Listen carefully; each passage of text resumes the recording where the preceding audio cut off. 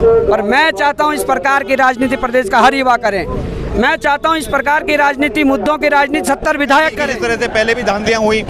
हकम सिंह जब गिरफ्तार हुआ उसके बाद हल्द्वानी में हमारे जो भूपेंद्र कोरंगा जी हैं वो भूख हड़ताल पर बैठे हैं। वहाँ पर सैकड़ों की संख्या में उनको समर्थन करने लोग आ रहे हैं। रैलियाँ हो रही हैं, उत्तरकाशी है, बड़कोट है, टिहरी गढ़वाल है।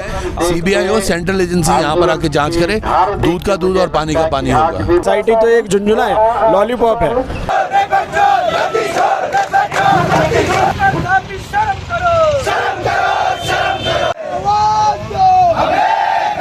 नमस्कार, एक बार फिर से आपका स्वागत है। अभी मैं परेड ग्राउंड देहरादून में हूं और परेड ग्राउंड से लगी हुई इस सड़क पर यहां पे बेरोजगार संघ के नेतृत्व में धरना प्रदर्शन चल रहा है। आज धरना प्रदर्शन का 6वां दिन है। बीते दिन यहाँ पे एसएसपी देहरादून और डीएम देहरादून भी पहुँचे थे। क्या कुछ उनकी इन छात्रों से बात हुई है, इन बेरोजगारों से बात हुई है, उसको भी हम आगे जानने का प्रयास करेंगे। जैसा कि आप जानते हैं कि यूके SSSC पेपर लीक के बाद युवा लगातार आक्रोशित हैं और न सिर्फ देहरादून में बल्कि राज्य के अलग अलग स्थानों पर लगातार प्रदर्शन चल रहा है और एक आंदोलन का रूप ये ले चुका है। सीबीआई जाँच की मांग की जा रही है और 21 सितंबर को जो पेपर लीक हुआ उस पेपर को निरस्त करने की बात की जा रही है। दोबारा से परीक्षा करवाने की बात की जा रही है और अपनी इन मांगों के साथ छात्र लगातार डटे हुए हैं। क्या कुछ बेरोजगार संघ के पदाधिकारियों का कहना है, आज हम इस वीडियो में आपको विस्तार से बताने वाले हैं। इसलिए वीडियो को आखिर तक जरूर देखेगा, वीडियो को लाइक कीजिएगा, शेयर कीजिएगा और कमेंट करके अपने विचार अवश्य रखिएगा। राम कंडवाल जी हमारे साथ हैं, उत्तराखंड बेरोजगार संघ के अध्यक्ष हैं।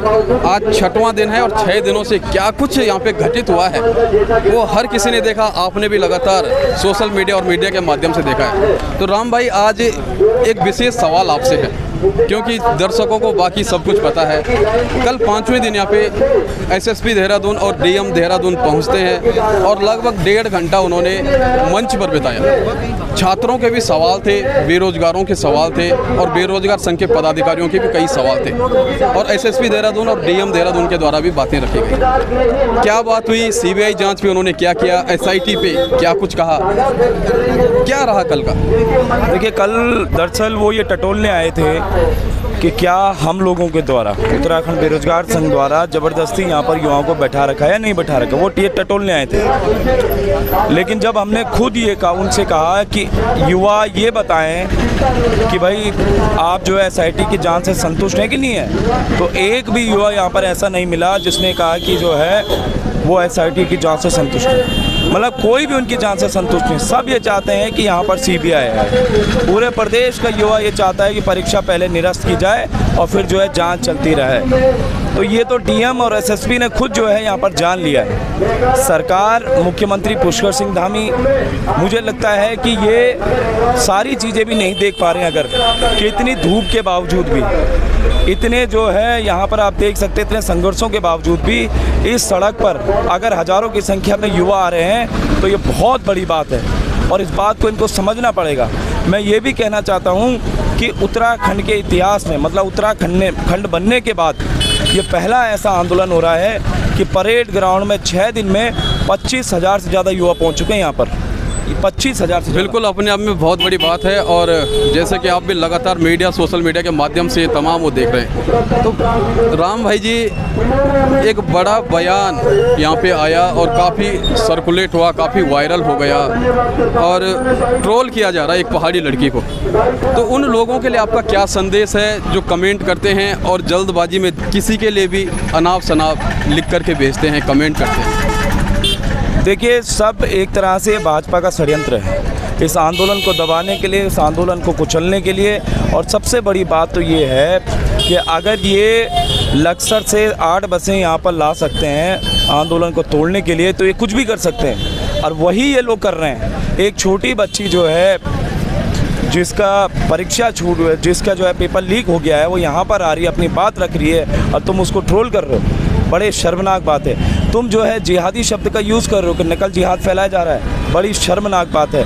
ये लोग जो है सिर्फ हर चीज़ पर जो है, जो मुद्दे होते हैं, जो आंदोलन होते हैं, उसमें सिर्फ जिहादी शब्द का यूज़ कर देते हैं हर चीज़ में। और छात्रों से इनका कोई लेना देना नहीं है। पुष्कर सिंह धामी हो चाहे भाजपा सरकार हो, ये चाहती है कि छात्र जो है सड़कों में भी मरा रहे। इस प्रदेश देवभूमि का छात्र सड़कों में कुछ भी करे, उन्हें कोई चिंता नहीं है। अगर चिंता होती तो पुष्कर सिंह धामी जी इस परीक्षा को निरस्त करने का ऑर्डर सबसे पहले देते। अब आखिरी सवाल है राम भाई आपसे, उत्तराखंड में कई स्थानों पर प्रदर्शन हो रहा है, दर्शकों को एक बार जरूर बताइएगा कि किस प्रकार से प्रदर्शन किया जाए। पूरे प्रदेश में प्रदर्शन चल रहा है, श्रीनगर में प्रदर्शन चल रहा है, हल्द्वानी में हमारे जो भूपेंद्र कोरंगा जी हैं वो भूख हड़ताल पर बैठे हैं, वहाँ पर सैकड़ों की संख्या में उनको समर्थन करने लोग आ रहे हैं। लोहाघाट, चंपावत जो विधानसभा मुख्यमंत्री पुष्कर सिंह धामी के, वहाँ पर प्रदर्शन हो रहे हैं, रैलियाँ हो रही हैं। उत्तरकाशी है, बड़कोट है, टिहरी गढ़वाल है, आपका आज कल कोटद्वार में बड़ी रैली का ऑर्गेनाइज हमने किया हुआ है। इसके अलावा अगर आप देखेंगे विकास नगर में रैलियाँ हो रही हैं।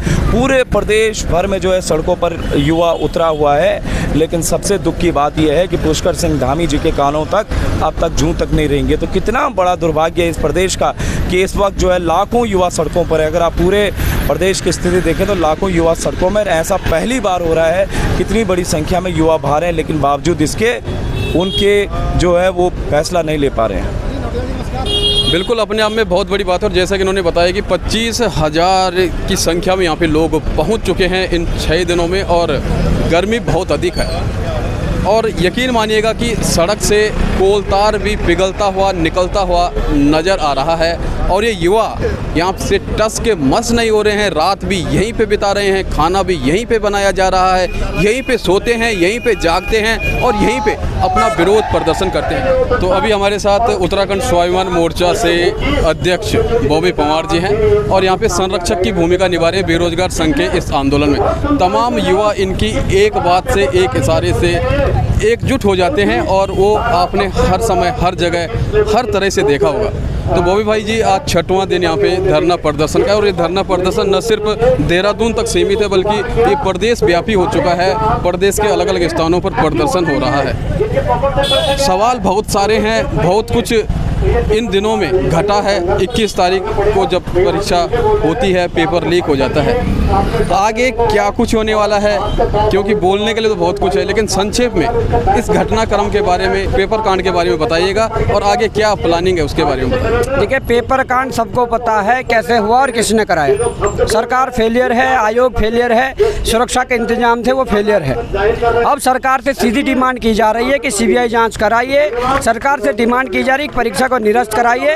अगर ये भी नहीं कर पाते हैं तो सीधा सीधा प्रश्न चिन्ह खड़ा होता है कि ये खुद जिम्मेदार है, ये खुद मिले हुए हैं, ये लोग खुद परीक्षा लीक करवा रहे हैं और ये लोग यहाँ के युवाओं के भविष्य को गर्त में डालना चाह रहे हैं। अभी पूरे प्रदेश में ये आंदोलन चल रहा है, युवाओं के माध्यम से चल रहा है। अगर बात नहीं मानी गई तो ये जन आंदोलन बनने में समय नहीं लगेगा और जिस दिन जन आंदोलन बनेगा, इनकी कुर्सियों के परचक्के कैसे उड़ते हैं वो ये युवा भी देखेगा, ये जमाना भी देखेगा, ये प्रदेश भी देखेगा। तो बॉबी भाई, जैसा कि यहाँ पे उत्तराखंड बेरोजगार संघ, स्वाभिमान मोर्चा और मूल निवास भूकानून समन्वय संघर्ष समिति एकजुट, एकमुटता के साथ इस आंदोलन को मजबूती दे रही है। और किस किस का समर्थन यहाँ पे प्राप्त हो रहा है? सबका समर्थन है, यहाँ सभी का समर्थन है। जो यहाँ पर आ पा रहा है वो सब यहाँ पर समर्थन देके जा रहे हैं और सबको पीड़ा है कि ये सिस्टम सुधरना चाहिए। अगर सिस्टम सुधरेगा तो बॉबी पंवार के लिए नहीं सुधरेगा, किसी एक व्यक्ति के लिए नहीं, पूरे प्रदेश के युवाओं के लिए सुधरेगा, आने वाली पीढ़ी के लिए ये सिस्टम सुधरेगा। इसमें चाहे कोई कांग्रेस का कार्यकर्ता उसके बच्चे हो, चाहे कोई भाजपा का कार्यकर्ता उसके बच्चे हो, या किसी अन्य संगठन या दल का कोई कार्यकर्ता उसके बच्चे हो, सबके लिए सुधरेगा। तो मैं चाहता हूं कि इस पारदर्शी सिस्टम को बनाने में अहम योगदान निभाना पड़ेगा। हम लोग आवाज़ लगा रहे हैं, इस आवाज़ को सुनना पड़ेगा और सरकार अगर ये काम नहीं करती है तो निश्चित ही एक बहुत बड़ी कॉल होने वाली है, जिसमें फिर मुझे लगता है कि युवाओं के सब्र का बांध टूटेगा, जिस सब्र की तुम परीक्षा ले रहे हो। बिल्कुल सब्र का बांध टूटेगा, जैसा कि बॉबी पंवार जी कह रहे हैं। और समाचार पत्र में मैं आज पढ़ रहा था कि एक सेंटर पे ये घटना हुई है और पूरे प्रदेश में अराजकता फैलाने का प्रयास किया जा रहा है। किस रूम में देखते हैं, क्योंकि यहाँ पे जिहादी शब्द का भी प्रयोग लोगों के द्वारा किया गया है। एक लड़की का वायरल जो भाषण था, जो बयान था, उसमें भी उसे ट्रोल किया गया है और कई तरह से सोशल मीडिया पे कमेंट्स आ रहे हैं। उन लोगों के लिए क्या कहना चाहेंगे, क्योंकि एक तरफ युवा तप रहा है, लगातार 6 दिनों से सड़क से कोलतार पिघलता हुआ नजर आ रहा है और ये गर्मी ये बर्दाश्त कर रहे हैं, और दूसरी तरफ कुछ वे लोग भी हैं जो लगातार गलत तरीके से कमेंट कर रहे हैं, उनके लिए क्या संदेश देना चाहिए? देखिए, जिस प्रकार से आंदोलन को बदनाम करने की साजिश है, उससे ये प्रतीत होता है कि जो सत्ता दल है, जो भाजपा है, वो मुद्दे से लोगों का ध्यान भटकाना चाहती है। दूसरी बात, आंदोलन को बदनाम करने की बात रही तो ये पढ़े लिखे युवा ये जानते हैं, हम इस देवभूमि के बाशिंदे हैं, तो माँ गंगा यमुना को जो मानते हैं माँ,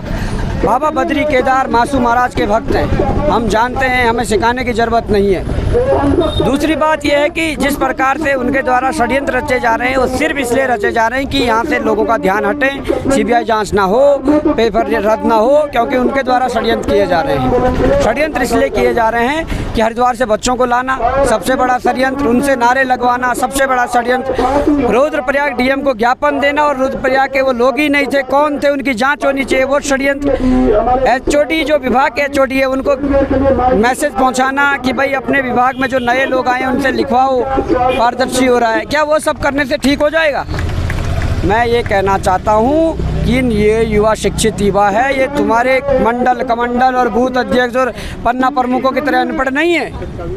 ये लोग पढ़े लिखे जानते हैं कि कहाँ से क्या करना है, कहाँ से क्या नहीं करना है। जिस प्रकार से कुछ वीडियो कट पेस्ट करके चलाई जा रही है, उसका वो दुर्भाग्यपूर्ण है।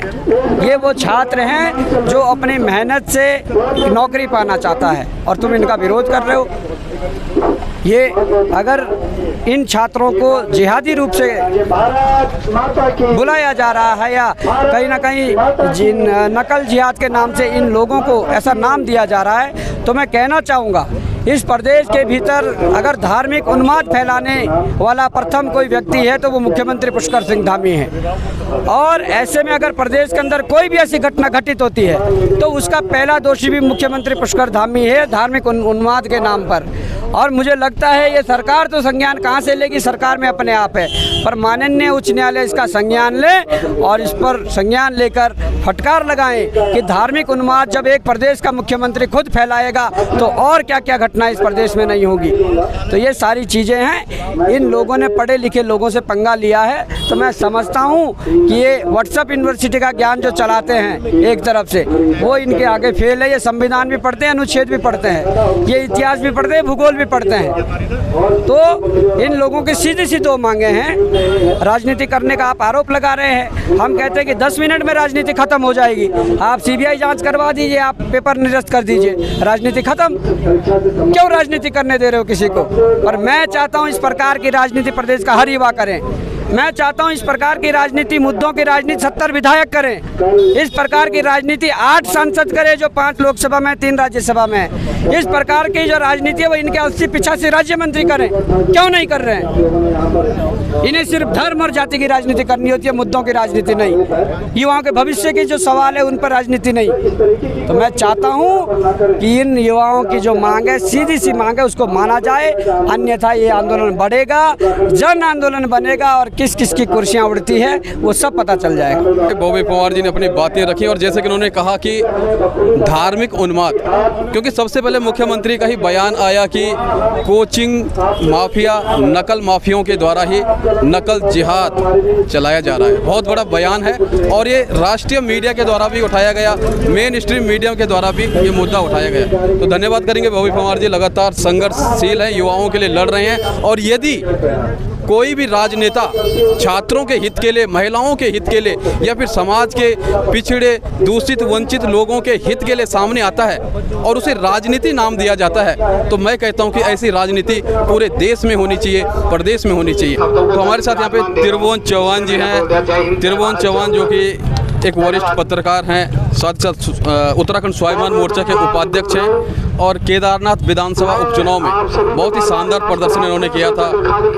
त्रिभुवन भाई जी, ये लगातार आंदोलन आगे बढ़ रहा है, पूरे उत्तराखंड में अलग अलग स्थानों पे प्रदर्शन हो रहा है और आज 6वां दिन है।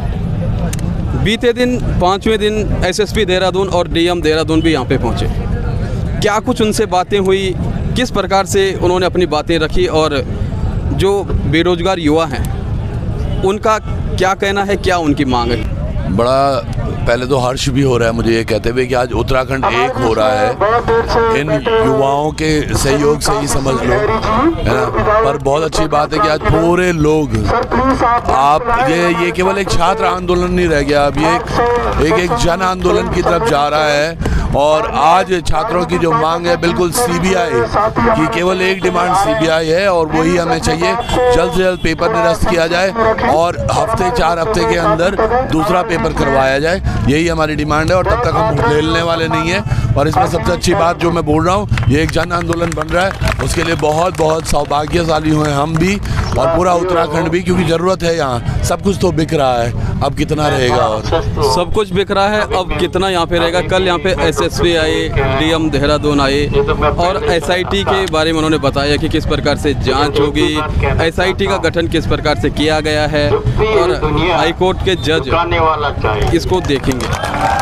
तो छात्र इसके बारे में क्या उनका सोचना है और क्या वास्तव में छात्रों का सिर्फ सीबीआई जांच पे ही आखिरी मांग है उनकी, क्या कहना है? नहीं, बिल्कुल सीबीआई ही हमारी आखिरी मांग है और सीबीआई के अलावा कुछ नहीं। क्योंकि आज अगर ये एसआईटी जो गठित की है इन्होंने, ये तमाम वो लोग हैं जिनको सब मतलब ये सरकार द्वारा ही पोषित हैं, तो ये सरकार के अगेंस्ट कभी नहीं जाएंगे। अगर कोई चेन किसी नेता के खिलाफ जारी होगी, ये वहाँ सर्च नहीं करेंगे, ये किसी बड़े के पास जाएगा। तो इसलिए बढ़िया है सीबीआई और सेंट्रल एजेंसी यहाँ पर आके जाँच करे, दूध का दूध और पानी का पानी होगा। बिल्कुल, दूध का दूध और पानी का पानी होना चाहिए। और ये न सिर्फ वो बेरोजगार युवा मांग कर रहे हैं जिन्होंने वो परीक्षा दी थी, बल्कि अब अभिभावक भी कर रहे हैं, अनेकों सामाजिक और राजनीतिक संगठन के व्यक्तियों के द्वारा भी, स्वयं भी कह रहे हैं, सोशल मीडिया के माध्यम से भी लगातार कह रहे हैं कि सीबीआई जांच होनी चाहिए। तो यहाँ पे एक लड़की का एक भाषण और एक बयान काफ़ी वायरल हुआ और सोशल मीडिया पे बाढ़ आ गई थी, उसे अलग अलग तरह से ट्रोल किया जा रहा है, जिहादी कहा जा रहा है, हिंदू विरोधी कहा जा रहा है, भगवा विरोधी कहा जा रहा है। क्या वास्तव में ऐसा कुछ इस आंदोलन में हो रहा है या फिर इसे धार्मिक उन्माद करने का प्रयास किया जा रहा है? ये कुछ भी ऐसा नहीं हो रहा है। ये गोदी मीडिया के द्वारा कट कॉपी पेस्ट की जो पद्धति अपनाई जा रही है, ये यकीनन बहुत शर्मनाक है। जो आज धामी जी भी कह रहे हैं कि ये पेपर जिहाद हो गया, तो समझिएगा जब धामी डरता है वो हिंदू मुस्लिम करता है, वो स्पष्ट हो गया है। और वो कैसे सोच रहा है कि कैसे ये हो जाए, उसके अलावा इसको कुछ नहीं आता। त्रिभुवन चौहान जी ने अपनी बातें यहाँ पे रखी और काफ़ी मजबूती से इस पूरे आंदोलन को नेतृत्व दे रहे हैं और हर वो आवाज़ उठा रहे हैं, हर वो मुद्दा उठा रहे हैं जो युवाओं के लिए, उत्तराखंड के लिए और खासकर केदारनाथ में घोड़ा खच्चर वालों के लिए, जो घोड़ा खच्चर संचालक हैं, जो वहाँ पे अन्य लोग हैं, जो व्यवसायी हैं, उन सब के लिए लगातार आवाज़ उठाते रहते हैं। तो धन्यवाद करेंगे त्रिभुवन चौहान जी का और आगे अन्य लोगों से मिलेंगे। मूल निवास भू कानून समन्वय संघर्ष समिति के प्रदेश अध्यक्ष हैं और यहाँ पे पहुँचे हैं परेड ग्राउंड में, जो बेरोजगार संघ के नेतृत्व में धरना प्रदर्शन चल रहा है। आज 6वां दिन है और 21 सितंबर को यूके SSSC की स्नातक स्तरीय परीक्षा लीक हुई थी। उसके बाद लगातार छात्रों में आक्रोश है और न सिर्फ छात्रों में बल्कि अब यहाँ पे अभिभावक भी पहुँच रहे हैं, सामाजिक राजनीतिक संगठनों के लोग भी अपना समर्थन दे रहे हैं। तो टोटेरा जी ये बताइएगा कि किस प्रकार से इस तमाम प्रकरण को आप देखते हैं, पेपर लीक हो जाते हैं और बच्चों के साथ एक बार फिर से एक खिलवाड़ हो जाता है। देखिए, बड़ा दुर्भाग्य है इस राज्य का कि लगातार पेपर लीक होने की जो घटनाएं हैं वो बंद नहीं हो रही है। यूके SSSC का गठन इसलिए हुआ था कि पारदर्शिता से परीक्षाएं हों, जो योग्य हैं उनको मौका मिले, जो बच्चे तैयारी करते हैं, कोचिंग करते हैं, अपने घरों से दूर आके बड़े बड़े शहरों में यहाँ तैयारियाँ कर रहे हैं, उनको मौका मिले। परंतु जो यूके SSSC के गठन के बाद हम लगातार देख रहे हैं कि भर्ती परीक्षाएं धांधलियों की भीड़ चढ़ी जा चुकी हैं और पहले भी हमने देखा कि जिस तरह से पहले भी धांधलियाँ हुई, हकम सिंह जब गिरफ्तार हुआ उसके बाद दोबारा से हकम सिंह की इतनी जेल से बाहर आने के बाद इतनी हिम्मत कैसे हुई कि उसे दोबारा जो परीक्षा में भर्तियों में पैसे लेने की कोशिश कर दी। तो ये जो साफ साफ है, ये सरकार के में बड़ा प्रश्न चिन्ह खड़ा करता है कि जो नकल विरोधी कानून आप लोगों ने बनाया तो वो नकल विरोधी कानून किस मतलब कि जो नकल नहीं रोक पा रहा है, तो वो नकल विरोधी कानून का है, वो तो नकल समर्थन कानून हो गया। और जिस तरह से पूरा का पूरा ये जो प्रकरण है, इसमें सीबीआई जांच से सरकार बचना चाह रही है, री एग्ज़ाम से सरकार बचना चाह रही है, और इसकी जो पारदर्शिता से एग्ज़ाम कराने की जो बात है उससे बचना चाह रही है। तो अगर बचना चाह रही है तो उसका मतलब है कहीं ना कहीं बड़े बड़े जो मगरमच्छ हैं, हकम सिंह के बाद भी, हकम सिंह के ऊपर भी, उनको बचाने की कोशिश की जा रही है। और जब तक परीक्षा दोबारा नहीं होगी और सीबीआई जांच नहीं होगी, हम भी चुप नहीं बैठेंगे, और जो हकम सिंह के अलावा भी बड़े बड़े मगरमच्छ हैं, हम उन तक पहुंचने की पूरी कोशिश करेंगे। तो बिल्कुल मूल निवास भूकानून समन्वय संघर्ष समिति के तमाम जो सदस्य हैं, जो पूरी टीम है, पूरा सहयोग यहाँ पे मिल रहा है। लुसन टोडर जी के विचार आपने सुने, और इसी प्रकार से हर किसी का कहना है सीबीआई जांच की मांग है, री एग्ज़ाम की मांग है, और कब तक ये मांग मानी जाएगी या नहीं मानी जाएगी, ये आगे देखने को मिलेगा। धरना प्रदर्शन लगातार जारी है। तो यहाँ पे लगातार जो समर्थन दे रहे हैं वो पहुँच रहे हैं, और कुल मिलाकर के बेरोजगार संघ के लिए लगातार जो समर्थन है वो काफ़ी मजबूती से उन्हें मिल रहा है, और धीरे धीरे जो यहाँ पे संख्या वो बढ़ती चली जा रही है। तो अभी हमारे साथ ललित श्रीवास्तव जी हैं, उत्तराखंड क्रांति सेना से हैं और लगातार संघर्षरत रहते हैं। तो क्या कहना चाहेंगे आप? 6वां दिन है, ये भीड़ लगातार बढ़ती चली जा रही है, और यहाँ पे अब अलग अलग क्षेत्रों से जुड़े हुए व्यक्ति भी पहुँच रहे हैं। किस तरह से आप देखते हैं? कल यहाँ पे एसएसबी देहरादून और डीएम देहरादून भी आई, उसके बारे में भी कुछ जानकारी दीजिएगा। जी, मैं आपका सबसे पहले तो धन्यवाद करता हूँ, आपके जो व्यूवर्स हैं उनका भी धन्यवाद करता हूँ, और कहना चाहता हूँ कि आप इसे अधिक से अधिक शेयर करिएगा, और जो हमारा आंदोलन चल रहा है उसे डिजिटल क्रांति के माध्यम से समर्थन कीजिएगा। जो लोग यहाँ आ नहीं सकते वो शेयर करके हमारे इस आंदोलन को समर्थन कर सकते हैं। मैं खुद यहाँ पर इसलिए आ रखा हूँ क्योंकि हमारे प्रदेश के हित की बात है। मैं उत्तराखंड क्रांति सेना से, और हम पूर्ण रूप से समर्थन उत्तराखंड बेरोजगार संघ के इस आंदोलन का करते हैं। हम लड़ाई इस प्रदेश हित के लिए कर रहे हैं, छात्रों के हित के लिए कर रहे हैं, और उत्तराखंड के बच्चों के भविष्य के लिए कर रहे हैं। और आज 6वां दिन है, फिर भी आप देख सकते हैं कि सरकारों के कानों पर कोई जूं रेंगने को तैयार नहीं है, गूंगे बहरे हो रखे हैं। कुछ इस पर आप देखेंगे तो कोई कुछ समझने और बोलने को तैयार नहीं है। आप एसआईटी के नाम पर बोल रहे हैं कि आपने एसआईटी तो एक झुंझुना है, लॉलीपॉप है जो अंडर स्टेट गवर्नमेंट काम करती है। जो अंडर स्टेट गवर्नमेंट है तो वो तो ऑब्वियसली सी बात है, जो स्टेट के बड़े बड़े अधिकारी या बड़े बड़े सत्ताधारी नेता होंगे उनके खिलाफ वो कैसे कुछ कर पाएगा। तो हमारी मांग इसलिए सीबीआई जांच की है ताकि सेंटर से उसकी जांच हो, और अच्छे से जो भी उसमें शामिल है, जो भी अपराधी है, जो भी दोषी है, उसे सजा मिल सके। ये हमारी चीज़ें हैं। तो देखना होगा कि किस प्रकार से आगे ये तमाम जो धरना प्रदर्शन है, जो ये इनकी मांगे हैं, वो किस प्रकार से आगे बढ़ेंगे, और कब सरकार इनकी मांगों को मानेगी या फिर नहीं मानेगी। तो इन मांगों के साथ लगातार बेरोजगार संघ यहाँ पे डटा हुआ है, और आशा करते हैं कि आपको हमारी ये वीडियो रिपोर्ट पसंद आई होगी। यदि आपको पसंद आई तो वीडियो को लाइक शेयर जरूर कीजिएगा, कमेंट करके अपने विचार अवश्य रखिएगा, और यदि अभी तक चैनल को सब्सक्राइब नहीं किया है तो चैनल को सब्सक्राइब भी अवश्य कीजिएगा। मिलते हैं आपसे एक अगली वीडियो में अगली जानकारी के साथ, तब तक के लिए नमस्कार।